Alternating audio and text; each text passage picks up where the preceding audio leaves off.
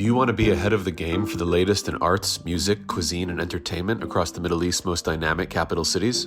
Al Monitor is proud to launch our City Pulse newsletters, focused exclusively on local news, starting in Riyadh, Dubai, Istanbul, and Doha.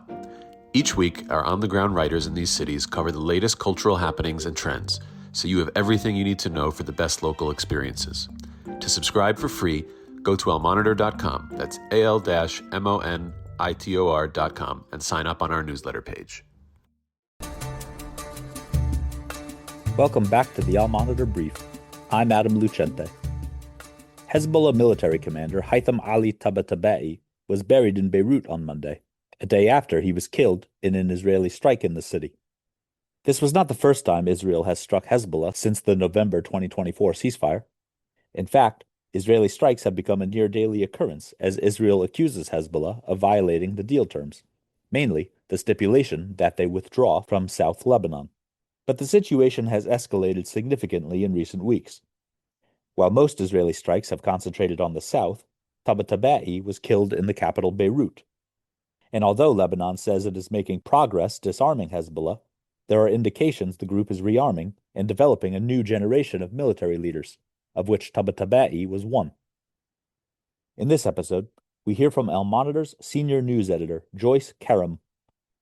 Joyce takes us through the changing rules of engagement in this conflict, how Israel views the status of the disarmament, whether Hezbollah will respond, and the limits of increased pressure on Lebanon to act against the group.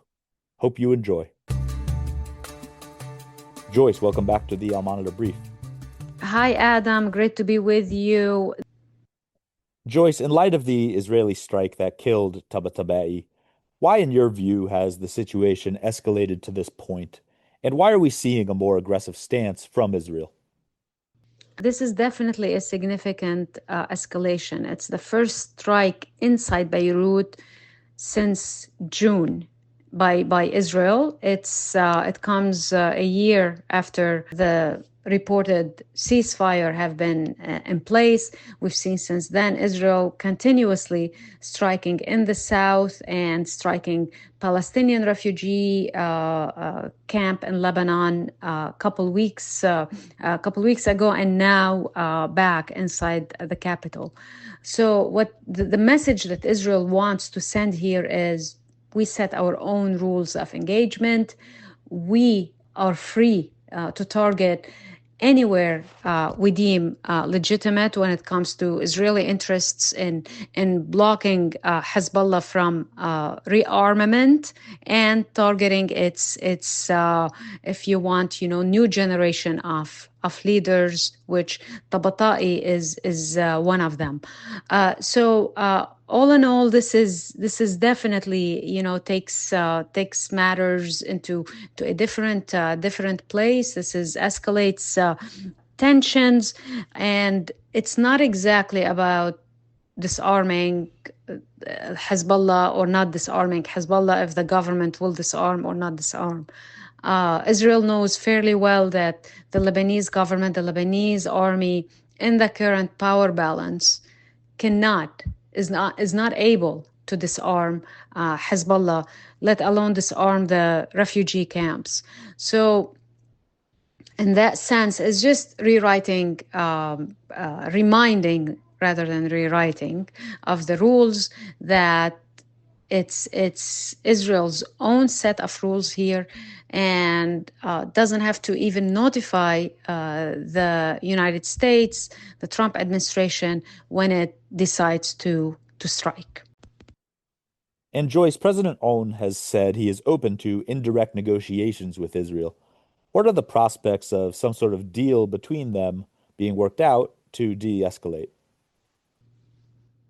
Yes, that's a great question. Both President Aoun and Prime Minister Nawaf Salam have said they're open to negotiations with Israel. To my point earlier, it's fairly known the limitations of the Lebanese government and even the Lebanese presidency. In this case, the best case scenario is reaching a new security arrangement that preserves the ceasefire in the south, but a full peace deal despite all the pressure on Beirut, it's far-fetched right now. It's not in the works. What we could see happening is, perhaps the army taking more measures in the south, or in the camps. But as far as the big picture is concerned, Beirut is under a lot of pressure to do more on Hezbollah. As we have reported, and others, the visit of the head of the Lebanese army to Washington had been canceled because of the army's stance on Hezbollah in its last statement, calling Israel an enemy.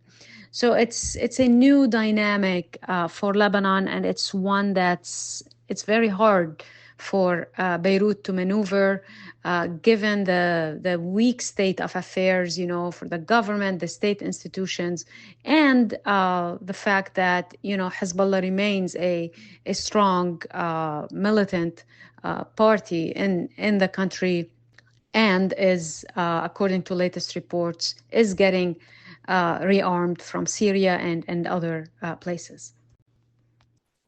And finally, where do you think this all leads? Are we heading towards another war? And what internal developments might we see in Lebanon in response to these strikes? Good question. So a war on the scale that we saw last year remains unlikely, but the status quo we're seeing now is likely to just continue. It will go on. Israel has a free range to hit. Hezbollah will be very calculated if it responds at all, because it is still recuperating from last year's war and trying to just heal its ranks internally and politically. So we're still more likely to just see continuation of the status quo. Strikes, assassinations, cyber attacks, and so on and so forth. Also, we have Pope Leo coming to Beirut end of the week, so that makes it also less likely that we will see a war erupt then.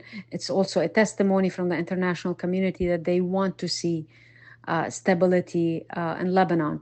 The negotiations, the talk is about, the ceasefire itself, implementation, and whether Lebanon at some point could enter the Abraham Accords. The first is likely, the second is not. Joyce, thanks a lot for your time and your always insightful thoughts on Lebanon. Thanks, Adam. Great to be with you.